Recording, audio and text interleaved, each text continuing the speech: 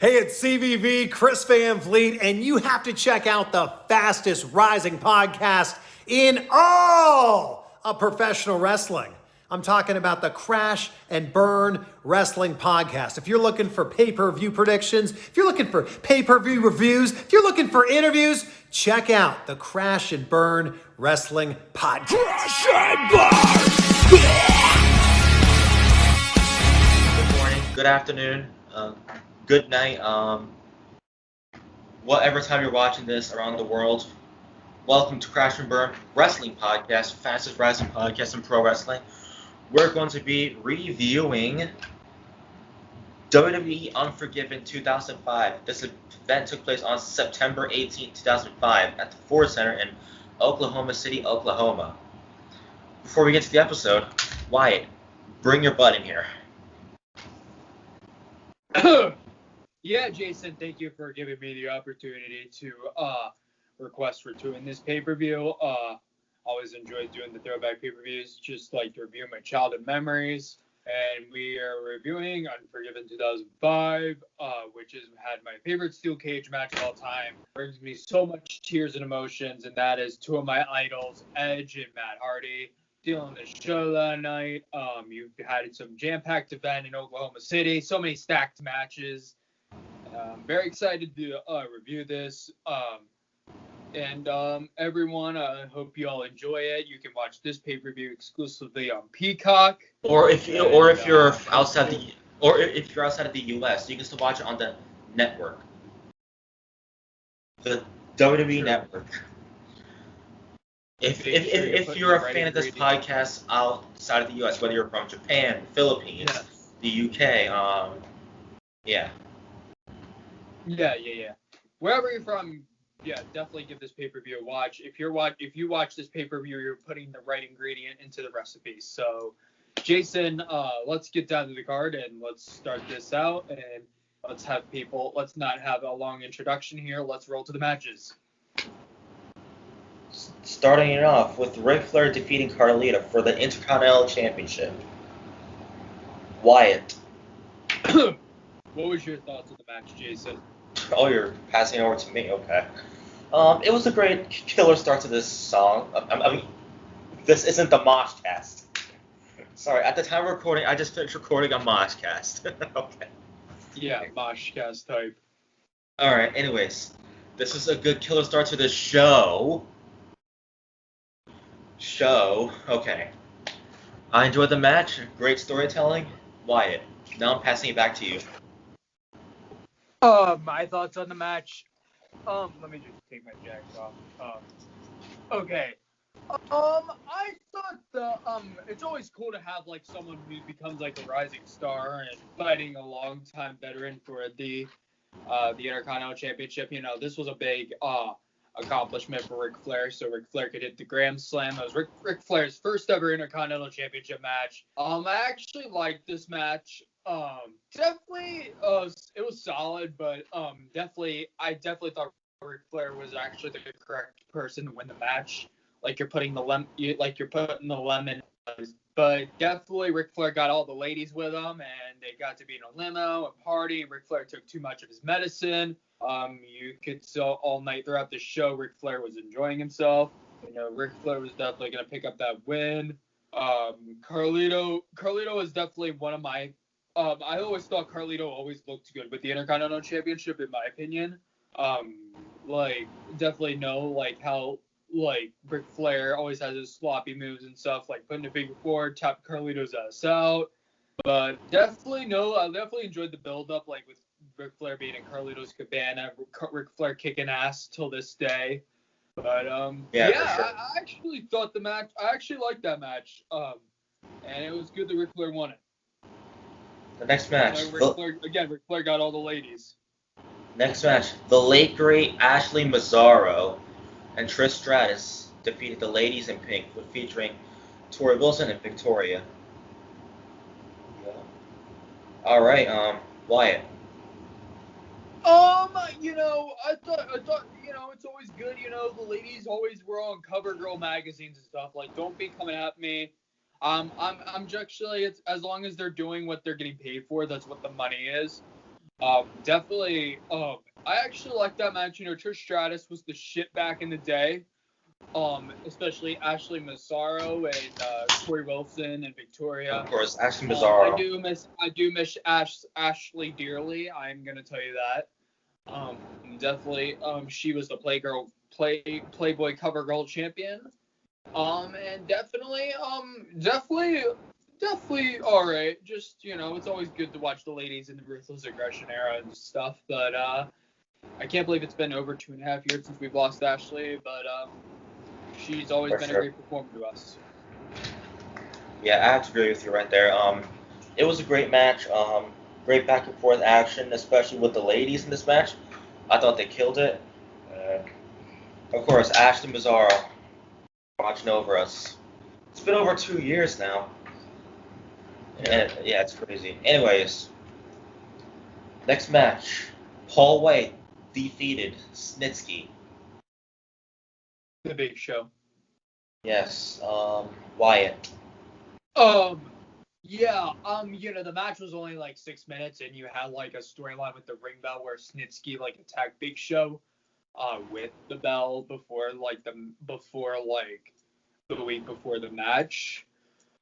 And I actually thought Big Show and Snitsky had a alright match, but you did have like ZZ Top, who are the people that actually sing Duck Dynasty's theme song, were in the front row of that fight, and they were cheering on for the Big Show. So that's that. But yeah, Big Show was a winner. I'm fine with that, and Big Show got his revenge on Snitsky. Of course, you always got the babyface has to get revenge on the heel. But Big Show won by a choke slam, and that got Snitsky out cold, and that led to Big Show whacking the bell onto Snitsky and cracking his skull open. So, yeah, that's all I'm going to really say on this match. Yeah. So I thought they had a great storytelling in this match.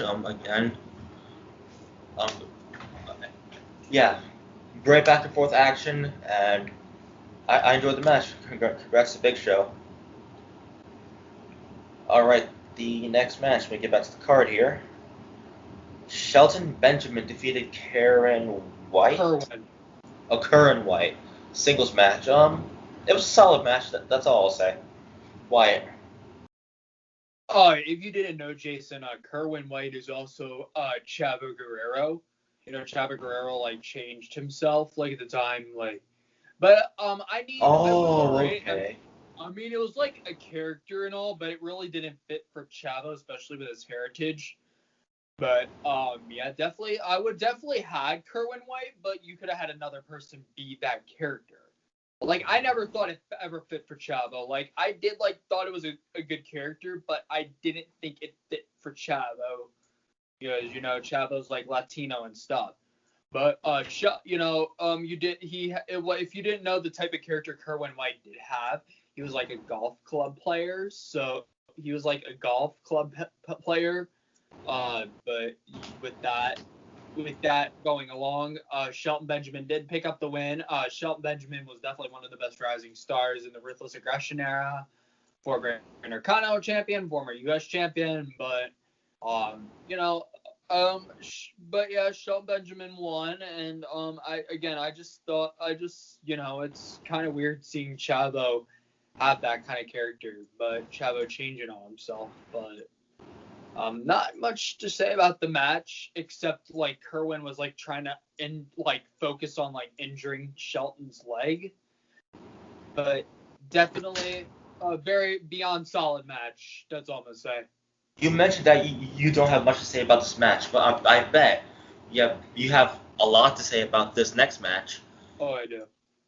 Matt Hardy defeated Edge steel cage match. I'm gonna let you start it off. No, I'm gonna let you start off. No, I'll let you start it off. Okay, I'll start off whatever you say. You're the owner of this podcast. No, I'm not. You definitely. These two are incredibly both of my idols. This is my favorite steel cage match of all time. I really thought the storytelling and the build up to this match was just beyond incredible. The rivalry wasn't over. The way the rivalry ended was a loser leaves Raw. ladder match between Matt Hardy and Edge, where actually Lita had Matt Hardy's arms tangled, and that led to Edge kicking Matt Hardy off Raw to SmackDown. Definitely enjoyed the storyline. You know, them two beating the living fuck out of each other, like Matt Hardy side affecting Edge off the stage. You know, Matt Hardy making his return and beating the shit out of Edge. You know, their match at SummerSlam, and I just really enjoyed every minute of the storyline. All them two really cared about was just beating the fuck out of each other, how much they didn't like each other. But they are friends in real life. I'm gonna give you credit on that. But definitely really thought it was a great damn fight. I really showed like how long the match was, showing how much of a storyline that they both had. You know, Matt Hardy making Edge bleed in that fight, and you know, Matt Hardy getting his heart broke by Lita, them two dating for like 6 years, and then Edge taking his girl, which Lita did date Kane after Matt Hardy and before Edge.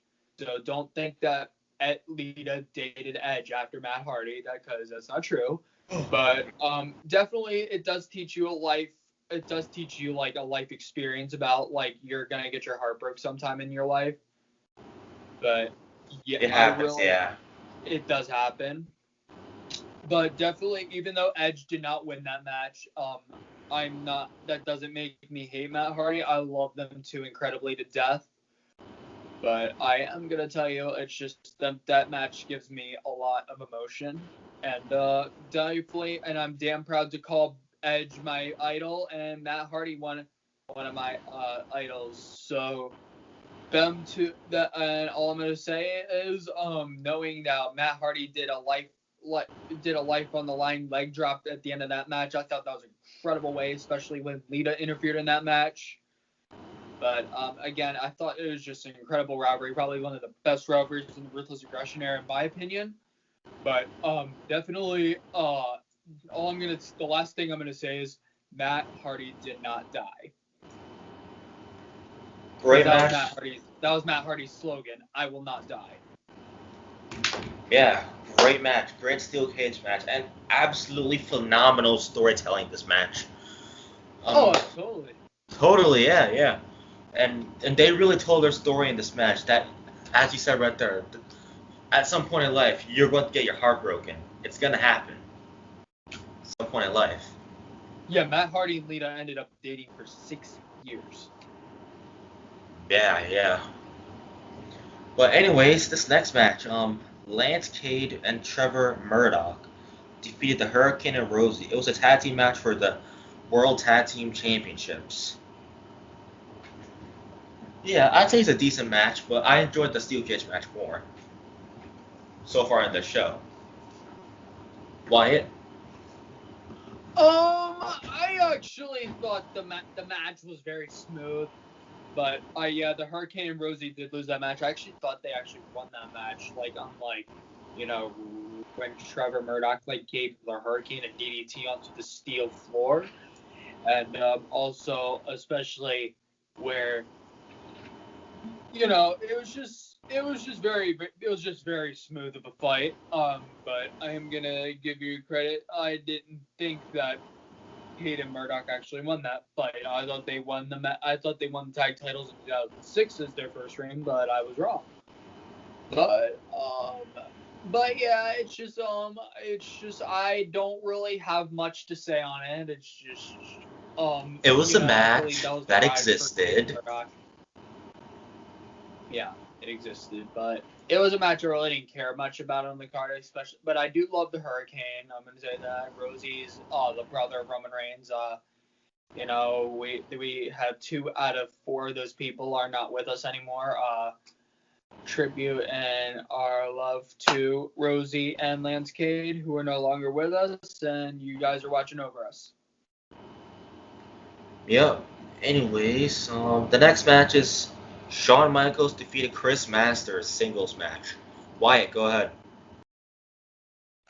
Yeah, I actually enjoyed Chris Masters' character at the time, like how much chemistry and charisma that man had and potential. Like when he always put his when he always had all these people never get out of the master lock. Like it was always difficult for them to get out of the master lock, but Shawn Michaels was not the guy to get him out of the master lock, not the first person to ever break it. It was actually Bobby Lashley, but I always enjoyed Chris Masters doing that shit. But I actually thought that fit best for him. He was that 273-pounder with the dancing pecs and that masterpiece from Los Angeles. And I did meet Chris Masters in 2019 in February. He was a really, really, really nice, cool guy. Awesome guy to talk to. If you want to meet Chris Masters, I would recommend you to do so. So yeah, I'm praising Chris Masters on Crash and Burn podcast. But yeah, definitely enjoyed this match. I actually enjoyed this fight. Yeah, Chris Masters did have some blood coming out of his mouth, and Shawn Michaels, I always enjoy the fact like the crowd's behind Shawn Michaels. And the thing I like about Michaels is when he like jumps up and delivers that jumping clothesline onto his opponent. It's like that's something I'm totally used to. Especially again, I love how the crowd is behind Michaels, especially when Michaels is like tuning up the band and all sort of that. But again, I just really thought the match was pretty good. And so yeah. But again, I thought it was pretty decent, but it wasn't the end for the masterpiece. So, Jason, do you have any thoughts? Great match, great storytelling. That's what I'll say. I don't have much to say about pretty much most of the show, aside from the steel cage match. But anyways, Kurt Angle defeated John Cena by DQ for the WWE Championship. Alright, and this is the main event, by the way. Wyatt. Angle and Cena, Kurt Angle was John Cena's first opponent ever since Cena came to the WWE. Them two have actually always had, like, you had the Chain Gang Soldier and the Wrestling Machine always having some good matches against each other. Kurt Angle always puts one of the best headlocks on his opponents, and, John Cena and Kurt Angle always tell their story when it comes to them being in the ring, and definitely always enjoy both superstars, and I never got a chance to watch this match yet, but I'm just gonna give my opinion. I'm sure it was a pretty damn good fight. I'm gonna probably watch it before I get off of here. I shouldn't be saying that, but I'm gonna say it anyways. But yeah, definitely them two always put again. They've always had some good matches against each other, and I'm gonna tell you, it's definitely good the fact them both are actually on the front of the Unforgiven posters, so that's a plus. And I'm gonna tell you, like Eric Bischoff, told right to Cena face that Kurt Angle's the number one contender. Especially like Kurt Angle's kicking Cena's ass. So definitely Kurt Angle's one of my favorites of all time. John Cena's one of my favorites of all time. Definitely always great to see them two have them and be in the ring together. I kind of wish that we would see Cena and Angle one last time, but sadly we won't see it. But I kind of wish that we could have saw that at like WrestleMania 35 or something, but no. No, yeah. But again, it's just great to see them two in the ring. Honestly. Yeah. So it was a great match to end off the show. I enjoyed this match. Like the second best match of the night for me. So the top matches are the steel cage and this match. So ratings. I'll rate this like an 8 out of 10. Like I pretty much only enjoyed the two matches that I've mentioned already. Yeah, Wyatt. I'm gonna kind of give it like, let's see, 8 or 9. It's pretty hard. Like them Ruthless Aggression pay-per-views, I'm gonna tell you, like they always get to the high numbers. So I'm probably gonna give it maybe an 8. An 8, alright. Outro's time. Thank you all so much for watching this amazing, phenomenal episode of the Crash and Burn podcast. We hope you all enjoyed our review for Unforgiven 2005. Subscribe to this podcast and the Moshcast, and that's it. Wyatt. Again, thank you all so much for another great episode of the Crash and Burn Wrestling Podcast. Definitely stay tuned for tomorrow. Definitely check out a recent episode as we discussed our predictions for NXT Takeover in Your House, and definitely stay tuned for NXT Takeover in Your House, which is tomorrow night, which you can watch it on Peacock. And, Taking place at the Performance Center, and yes, I'm still calling it the Performance Center. And we will be calling it. We will be having 3 episodes next week. Definitely stay tuned for that, which will be NXT Takeover in Your House recap, Hell in a Cell predictions, and Saturday's episode will be Hell in a Cell 2009 review. Hell in a Cell 2009, so definitely stay tuned. We got 3 episodes coming up next week. Hope you all enjoy as the world's cleaning up, as the world's really getting back to itself. Recovering from the COVID-19 pandemic. Yes. But again, everyone, just roll up your sleeve, get your vaccine, and peace out. I'm out of here. Same here. Have a good one. We'll see you for the NXT TakeOver in Your House recap. Taking place at the Performance Center. Yes, I'm still calling it the Performance Center. All right. Yeah, I don't care. Capital Bye. or Performance Center. All right, see you guys. Bye. Bye. Too sweet. Crush and burn!